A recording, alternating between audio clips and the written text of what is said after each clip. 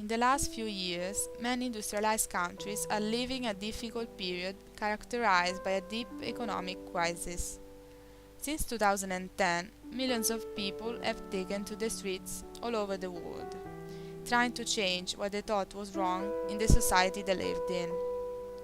The protest, that was larger for both importance and reach, was Occupy Wall Street, a movement started in New York, which then spread to other American cities. The slogan was, "We are the 99%, opposed to the richest 1% of American society that controls more than a third of the US income and 40% of its wealth, as was written by Joseph E. Stiglitz, Nobel Prize winner for economics. Occupy Wall Street aims to force a reconsideration of the way the country does business and demands reforms to make things better. In the United States, not only inequality is higher than ever before, but the protection mechanisms that should create more opportunity and equality are not working properly. For many years, the inequality level, although particularly high for an advanced society, has remained stable, but since the 70s it has started to increase up to the present level. The United States have a coefficient of Gini of 47, and that makes them the industrialized country with the highest level of inequality. This figure is far higher than in any other European country, that, on average, has a 30 Gini index, and slightly higher than in countries such as Mexico and Iran. In the period 2009-2012, the average real income per family grew by 6%.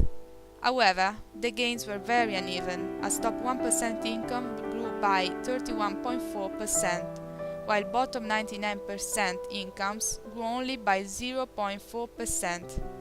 In summary, while top 1% incomes are close to full recovery, bottom 99% incomes have hardly started to recover. This means that, as the rich are getting richer, the middle class is only out, due to the decline of their income, and the poor are poorer and more numerous. About 15% of the population, 1.5 million families, lives in extreme poverty. That means living with $2 a day per person or less. More than a child out of 5 lives in poverty. Income inequality does not fully encompass how the standard of living of most Americans is declining, especially that of the poor. They not only face economic insecurity, but also health insecurity, because without a good health insurance, the access to the health system is difficult and expensive. Medicare and Medicaid, the government health insurances, are insufficient and do not guarantee health care for everyone. The lack of health insurance, especially among the poor, is the main cause of the fact that, even though the United States is one of the richest countries, its citizens are far from the healthiest.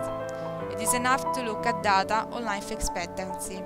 The United States is 79 years old, lower than in Japan, 83 years old, and Italy, Australia and France, 82 years old. Many Americans are not concerned for the high inequality level, since they believe that big gaps between the rich and the poor are offset by a high degree of economic mobility. But in the last few years, things changed. The American dream, that inspired many Americans and immigrants, is more and more a dream, an impossible one. If America were truly the land of opportunity, the possibility of success of an individual born in a poor and less educated family should be the same of someone born in a rich, educated, well-connected family. That is not the case. Access to good education depends increasingly on the income, wealth, and education of one's parents, especially since the best colleges are becoming more expensive, and access to those colleges depends on going to the best schools, which often are private. Many studies that analyzed the economic mobility in different countries observed that the American society is less mobile than that of many European countries. In the United States, there is a stronger link between parental education, wealth, and income, and the children's success than in any other country included in the study. So the access to education, that has always been the main way to achieve success, is more and more determined by coming from a rich family. The composition of the student body of America's best colleges, that are the ones that offer the best opportunities to find a good job, is a telling image. More than 74% of the students come from families that are part of the richest quarter of the country.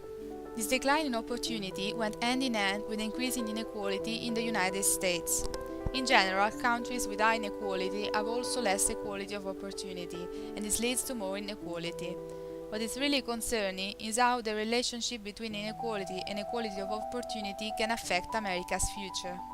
If nothing is done to stop this vicious cycle, the society of the future will be more divided than it is today. Furthermore, a high level of inequality has important consequences on the country's economy, since it reduces its productivity and stability, and at the same time it undermines its growth and efficiency. One of the main causes of the increasing inequality in the United States is rent seeking, defined as the attempt to obtain economic rent by manipulating the social or political environment in which economic activities occur, rather than by creating new wealth. Some rent-seeking activities, such as lobbying towards any power holder, are legal, but others, such as corruption, are not. When energy and resources are used to pursue rent-seeking activities, they are not used for other purposes that can be more productive. Often, rent-seeking activities are considered as social costs. The term is mainly used to describe monopoly profits or monopoly rents, that is the income that one receives by simply having control of a monopoly. An important cost of the increasing inequality and decreasing equality of opportunity is the sensation that the American democracy is in peril. Inequality is caused by the malfunctioning of the markets and how efficiently the government can control the effects they have on society. In the last few years, the government has been unable to do so. The battlefield to divide a nation's income is politics, and often the winners are part of the 1%, so they obtain more benefits from the distribution than the rest of the society. But it is not how a democracy should function. A compromise is needed to solve the country's problems. It is essential that the United States implement some reforms that would be fundamental in making the situation better, such as improving regulation for the financial sector, improving access to education, extending health care to all, and a reform of the voting system that will increase voter turnout by ensuring that the political system is more responsive to the concern of the 99%. All these would help the American society to recover the fundamental principle of fairness, opportunity and equality on which the country was founded, and to guarantee that the well-being of Americans will be much higher when compared to what can be achieved if the society remains divided. Moreover, the United States, by implementing reforms to foster economic stability, growth and equality of opportunity, will lead the way toward a better world and show other countries how it is done. A change will not only help Americans but people all over the world.